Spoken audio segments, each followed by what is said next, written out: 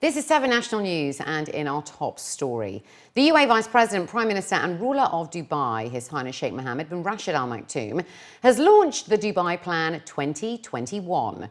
The launch ceremony was also attended by the Crown Prince of Dubai and Chairman of the Dubai Executive Council, His Highness Sheikh Hamdan bin Mohammed bin Rashid Al Maktoum. The ruler of Dubai affirmed the importance of cooperation between all stakeholders in order to achieve the objectives of the plan, which basically targets people's happiness and welfare by developing all sectors.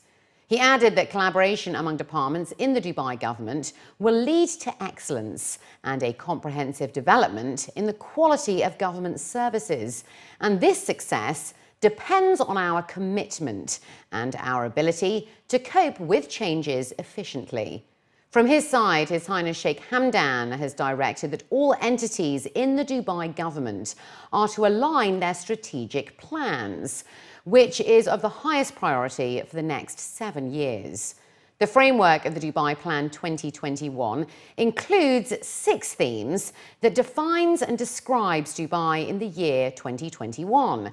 A happy city, creative and empowered people, an inclusive and cohesive society, the preferred place to live, work and visit, a smart and sustainable city, a pivotal hub in the global economy, and a pioneering and excellent government. The Dubai Plan 2021 aligns with the UAE Vision 2021 and the National Agenda Key Performance Indicators, and also complements the Dubai Strategic Plan 2015, which was launched by the ruler of Dubai in 2007. His Highness General Sheikh Mohammed bin Zayed Al Nahyan, the Crown Prince of Abu Dhabi and Deputy Supreme Commander of the UAE Armed Forces, has given directives to build a permanent heritage village in Al Wadhba city.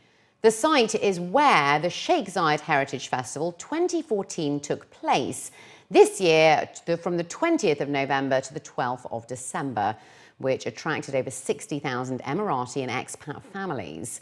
Some of the attractions included a living museum with interactive activities.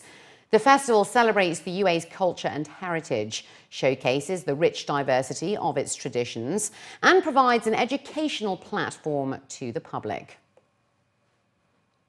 The UAE has provided $1 million in donation to the UN's Central Emergency Response Fund that allows humanitarian organisations to respond to the world's urgent crises.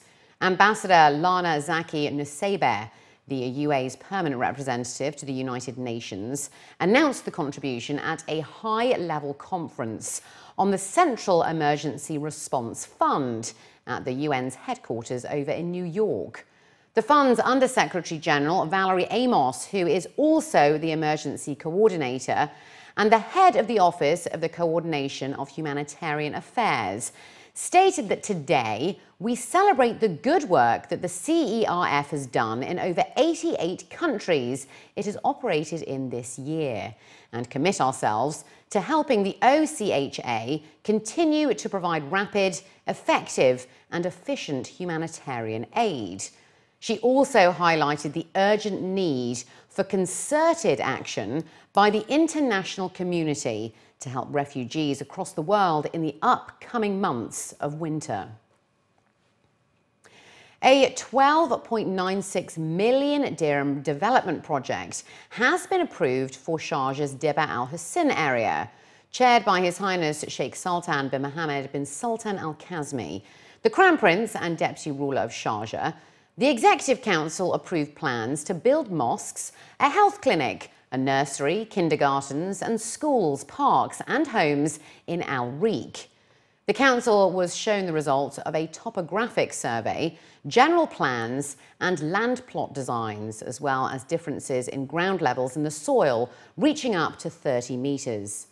Engineer Ali bin Shaheen Al Suwaidi said that following the approval of the total cost of the project, the Public Works Department will begin ground levelling works in Al Riq residential area. The project will cover 2.238 million square metres, and ground levelling works are to be completed during the second quarter of next year. And continuing in Sharjah, police arrested 775 illegal residents in the emirate in November, off the back of a crackdown. According to reports, those caught were either in the country illegally or had run away from their sponsors and were a range of nationalities. Colonel Jihad Sahu, the head of the Criminal Investigation Department at Sharjah Police, said that a large number of those arrested were found sheltering in abandoned buildings, in building sites, workshops and empty labour accommodation. He added that the campaign comes as a part of a plan to stop illegal residents and that the campaign will continue according to a security plan set by the Sharjah Police. Abu Dhabi residents are being advised to cut down on power and water usage to save money, as new tariffs will come into effect in the capital early next year. The new system that was announced in November has different rates that are dependent on usage. The rate for a consumption of 700 litres per day for expats who live in apartments will increase to 5 dirhams and 95 fils from the present rate of 2.2 per 1,000 litres. While Emiratis who get water free of charge at present will now pay 1 dirham and 7 fils per 1,000 litres from January, and a higher consumption will be charged at 1.89 per 1,000 litres. Meanwhile, expats living in villas will be charged 5 dirhams and 95 fils per 1,000 litres of consumption of up to 5,000 litres per day. UAE nationals living in villas will be charged the lower tariff for consumption of up to 7,000 litres per day and the higher tariff of 189 per 1,000 litres for anything in excess. Meanwhile, electricity charges will increase from 15 fils to 21 fils per kilowatt hour for expats, with a daily consumption of up to 20 per kilowatt hour. UAE nationals will continue to pay the same 5 fils per kilowatt hour if they use only up to 30 kilowatt hours and do not exceed 400 if they live in a villa. Those who use more will be charged 5.5 fils per kilowatt hour. In an effort to help residents, the Abu Dhabi Distribution Company has listed simple tips online. For example, installing energy-efficient light bulbs and water fixtures.